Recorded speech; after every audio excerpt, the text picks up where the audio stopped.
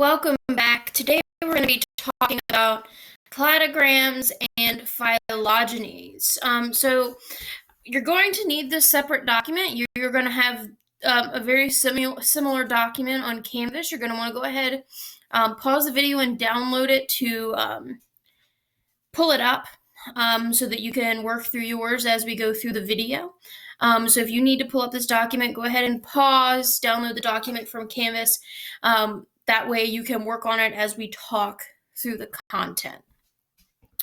So we're going to be talking about cladograms and phylogenies. A phylogeny is a tree diagram. It looks like the one that you see over here with the phones, or it can also look like the one you see here with the organisms. And it shows how different organisms are related based on what traits they have in common. So just a little bit about a phylogeny at first. You'll need to scroll down to here. We'll start filling this section out. So the different organisms on a cladogram or a phylogeny are listed across the top.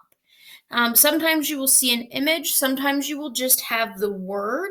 So sometimes you won't see the picture of the chimpanzee, it'll just say chimpanzee. But the different organisms are located across the top of the diagram.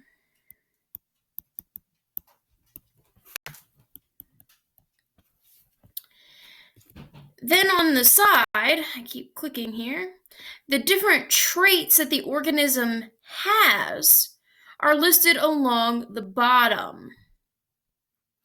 So the different traits that an organism has are listed across the bottom. If two organisms are close together, it means they're more closely related. So that means that the hamster and the chimpanzee are more closely related to one another than the salamander and the chimpanzee. So the closer that two organisms are, the more related they are, the more traits they have in common. That means that they share a recent common ancestor, a more recent common ancestor than another organism located farther away from it. So on your sheet, if two organisms are located next to each other on the tree, it means that they are more closely related.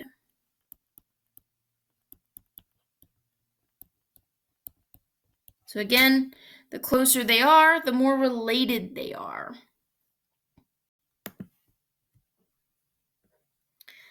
The further you go up the diagram, the more recent the organism has evolved. So time starts at the bottom. You're going to have your more simplistic organisms branch from the bottom, and the more complex or the newer organisms branching from the top.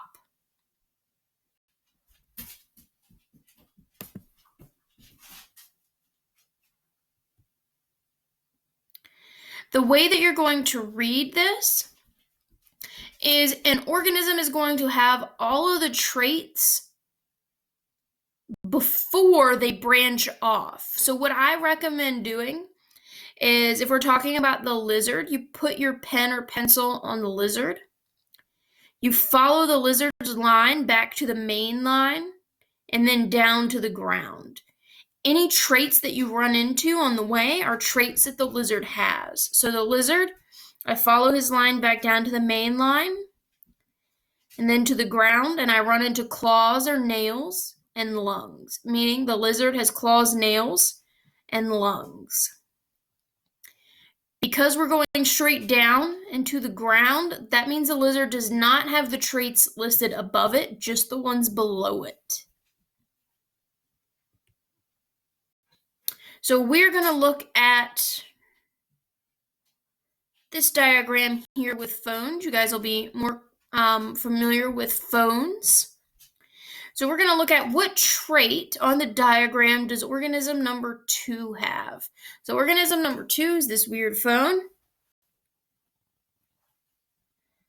Here, I follow its line down to the main line, and then down to the ground. I run into self-dial.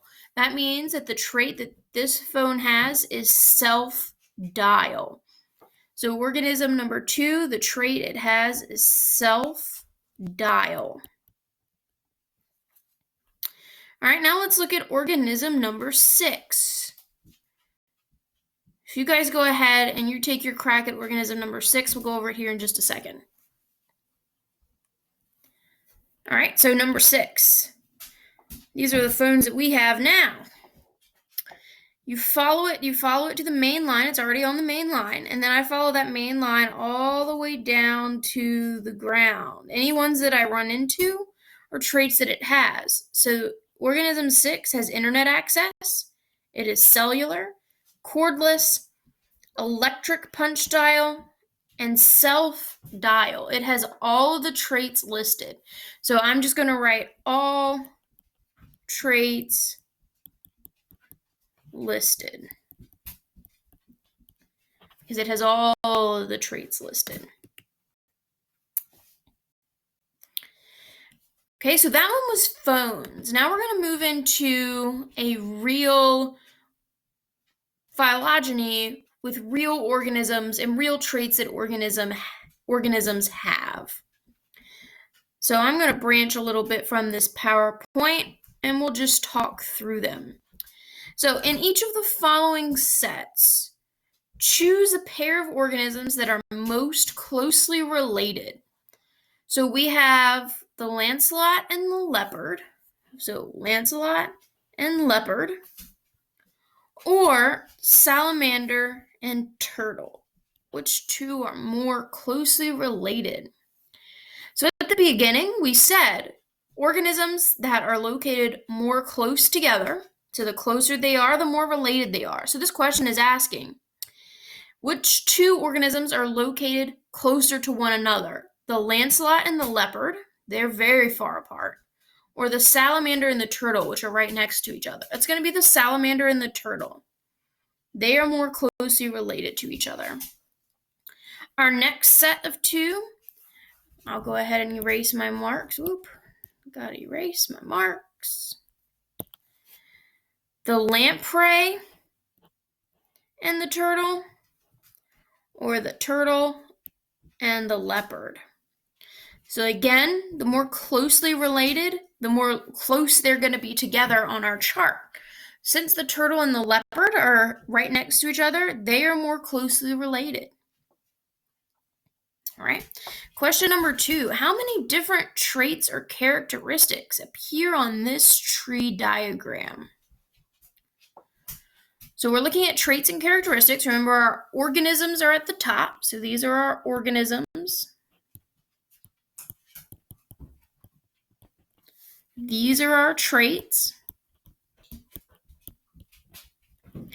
And how many traits do we have? Well, we have vertebral column, jaws, 4 walking legs, amniotic egg, and hair. That is 1, 2, 3, 4, 5. So there are 5 different traits that appear on this diagram. Question number 3. What trait from the diagram does the lancelot have? So lancelot, right here. We follow his line to the main line, and then to the ground. Any that you run into are traits that it has. But if you notice, when I just go right down to the main line and then to the ground, I don't run into any traits. That means he does not have any of the traits from the ones listed in our phylogeny. All right, so how about the tuna? So we're going to look at the tuna. I follow his line to the main line and then down to the ground. Any that I hit are traits that he has. So he has jaws and a vertebral column.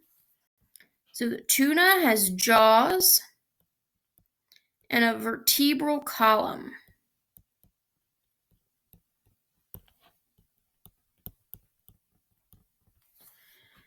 All right, and we got one more left. We are going to look at the leopard. So the leopard is here at the top. He's already on the main line. and I just trace all the way down to the ground, and I run into all of them: the hair, the amniotic egg, 4 walking legs, jaws, and the vertebral column. So the leopard has all of the traits listed.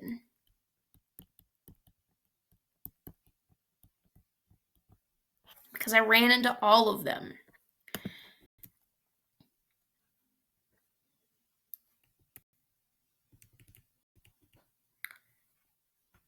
All right. This is one for you to practice.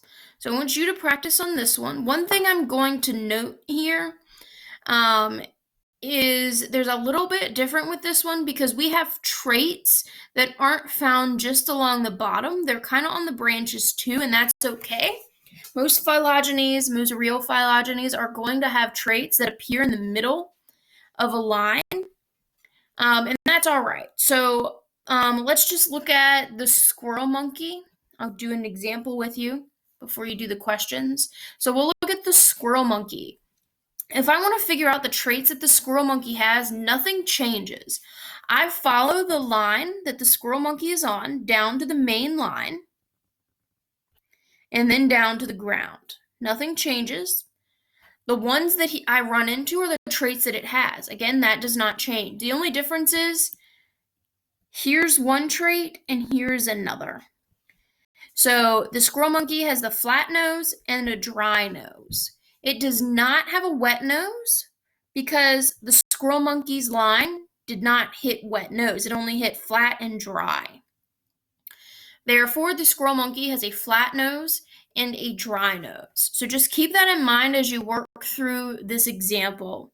So go through, you're going to do the same thing that we did above with which ones are more similar DNA, which means more closely related. You're going to go through and pick them out. So is the injury in the lemur more closely related, or the injury in the squirrel monkey? And then the squirrel monkey and the marmoset, or the marmoset and the baboon. So you're going to do those two.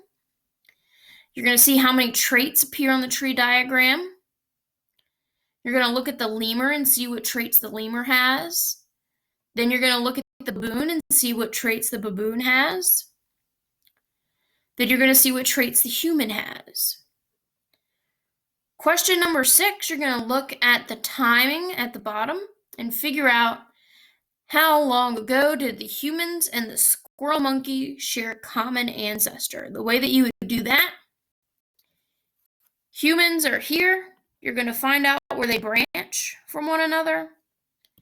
Let me do some of this erasing here. So where do they branch? You figure out right where they branch, and that'll tell you how long ago they shared a common ancestor. So that is question number 6. So go ahead and pause, answer those, and we will catch up here in just a second, and we're going to talk about how you actually make one of these.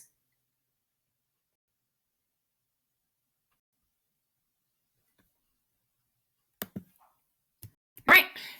So now that we've analyzed them, now we're going to talk about how you actually make one. So how we actually construct a tree diagram. So organisms that have the fewest traits are going to be the ones that branch off first. So organisms that have the fewest traits branch off first. Organisms that have the most traits are going to branch off last.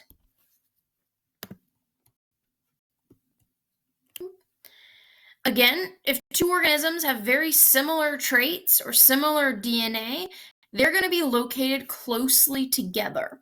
So the more similar the organisms, the closer together they are going to be located. If organisms have very different traits or different DNA, they're going to be farther apart. So the more similar an organism, the closer they are on the chart. The more different, the farther away they are on the chart.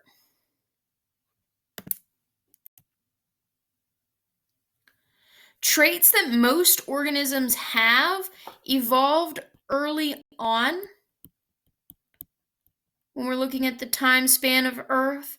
If most traits, so let's see here, if most traits are vascular, that's going to be located near the bottom.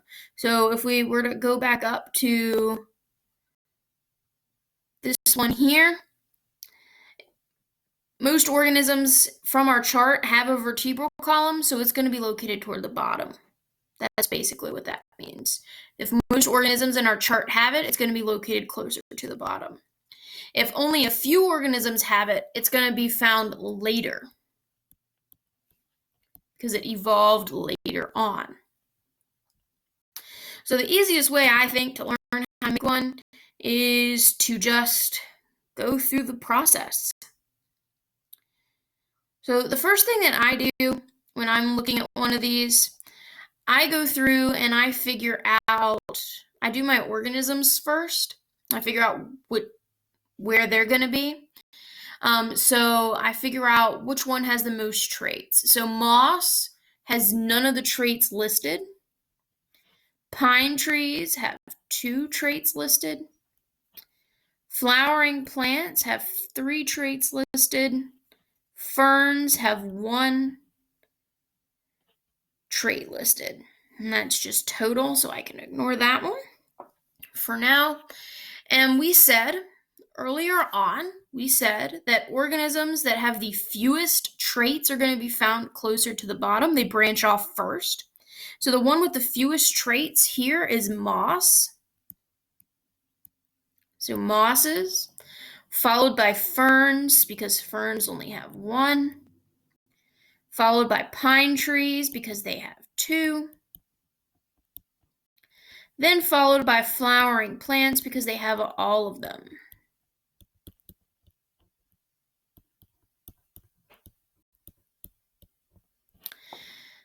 Now, there are 2 ways that you can complete the traits.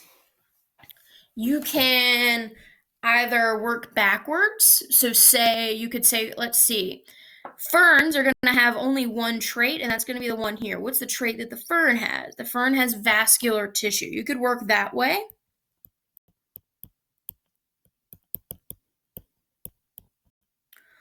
Or you could have done, we know that traits that most organisms have are going to be found at the bottom. So that's when we're looking at the totals here. So we can say that more organisms have vascular tissue, so it's at the bottom, followed by seeds, followed by flowers. So it's all about what you're most comfortable with when you're reading the chart and then making the diagram. Once you have your organisms, you can work either way. You can work with the chart that you have, or you can work by reading backwards. So either one will work for you. Oops, sorry about that. All right, so again, this one is a little different. We'll do this one together, and I'll leave the last one for you. So this one, the chart there is a little hard to read, so let's find it on our PowerPoint. Or is it not on the PowerPoint? Great, not on the PowerPoint. So I will enlarge this for us. All right, so we're going to make a cladogram. We have our organisms here: chimpanzee, dog, fruit fly, roundworm. And this one is interesting because we don't have traits to put on here. We're only figuring out which ones are more related to one another based on the genes that we have. So this one's a little different than the other ones that we talked about.